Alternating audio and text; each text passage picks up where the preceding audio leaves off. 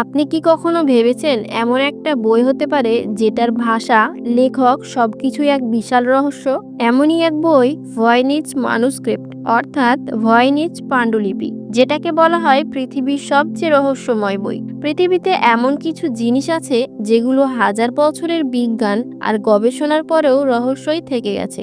একটি পুরনো অদ্ভুত বই, যেটি কোনো মানুষের জানা ভাষায় লেখা হয়নি। বইটি যেন পৃথিবীর বাইরে কোনো অজানা জগতের বার্তা। তো ফ্রেন্ডস, আজকের ভিডিওতে আমরা জানবো এই বইটি কিভাবে বিশ্বের বড় বড় গবেষকদের পর্যন্ত হতবাক করে দিয়েছে। এই বইয়ের নাম রাখা হয়েছে উইলফ্রিড ভয়েনিচ নামে একজন বই ব্যবসায়ীর নামে। তিনি 1912 সালে একদিন ইতালির একটি পুরনো মাঠে ধুলো মাখা লাইব্রেরির ভেতর এক আজব বইয়ের সন্ধান পান।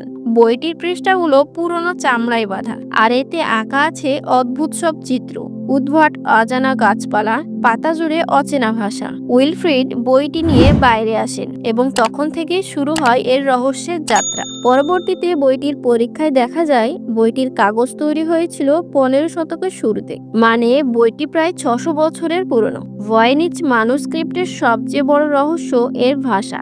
বইয়ের প্রতিটি পাতায় রয়েছে অদ্ভুত অক্ষর, যেগুলো পৃথিবীর কোনো পরিচিত ভাষার সাথে মেলে না। এগুলো দেখলে মনে হয় কোনো গোপন কোড বা অজানা সভ্যতার লিপি। গবেষকরা লক্ষ্য করেছেন কিছু শব্দ বারবার পুনরাবৃত্তি হচ্ছে, কিছু শব্দের গঠন নির্দিষ্ট নিয়ম মেনে চলে, কিন্তু কোনো সরাসরি অনুবাদ সম্ভব হচ্ছে না। অনেকেই বলেছে বইটি হয়তো বানানো শুধু ধোঁকা দেওয়ার জন্য, কিন্তু যদি তাই হয় তাহলে 250-এর বেশি পৃষ্ঠা জুড়ে এই নিখুঁত গঠন ও কাঠামো কিভাবে সম্ভব হলো? গবেষকদের মতে বইটির ভাষা কোনো কৃত্রিম ভাষা বা কনস্ট্রাক্টেড ল্যাঙ্গুয়েজ হতে পারে, যেমন এলিয়েন ভাষা বা হারিয়ে যাওয়া কোনো সভ্যতার ভাষা। ভয়েনিচ পাণ্ডুলিপির আরেকটি বিস্ময়কর দিক এর ছবি।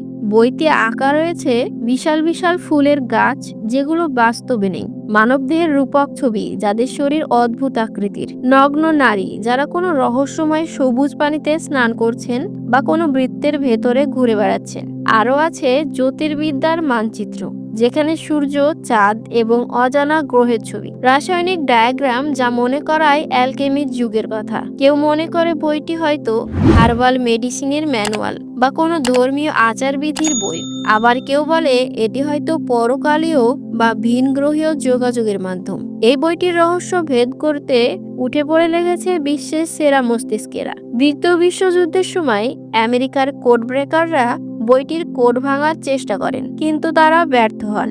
বিখ্যাত ভাষাতাত্ত্বিক উইলিয়াম ফ্রিডম্যান, যিনি দ্বিতীয় বিশ্বযুদ্ধের সময় জার্মান কোড এনিগমা ভেঙেছিলেন, তিনিও ভয়েনিচ ম্যানুস্ক্রিপ্টের ভাষা বুঝতে পারেননি। 2018 সালে একদল গবেষক এআই বা কৃত্রিম বুদ্ধিমত্তা দিয়ে বিশ্লেষণ করে বলে বইটি সম্ভাব্যভাবে হিব্রু ভাষার কোনো বিকৃত রূপ হতে পারে, কিন্তু এখনো পর্যন্ত কোনো দাবি প্রমাণিত হয়নি। প্রশ্ন থেকেই যায়, বইটি কি সত্যিকারের কোনো বার্তা বহন করে, নাকি এটি মানব ইতিহাসের সবচেয়ে বড় প্রতারণার দলিল? আজও ভয়েনিচ ম্যানুস্ক্রিপ্ট পড়ে মনে হয় আমরা কি সত্যি এই পৃথিবীর সবকিছু বুঝি, নাকি এই মহাবিশ্বে এখনো অজানা অনেক কিছু আছে? তো বন্ধুরা, আপনারা কি মনে করেন, ভয়েনিচ ম্যানুস্ক্রিপ্ট কি হারিয়ে যাওয়া কোনো প্রাচীন সভ্যতার বার্তা, নাকি ভিন গ্রহের প্রাণীদের উপহার? কমেন্টে আপনার মতামত অবশ্যই জানাবেন। আর ভিডিওটি ভালো লাগলে ভিডিওতে একটা লাইক দেবেন।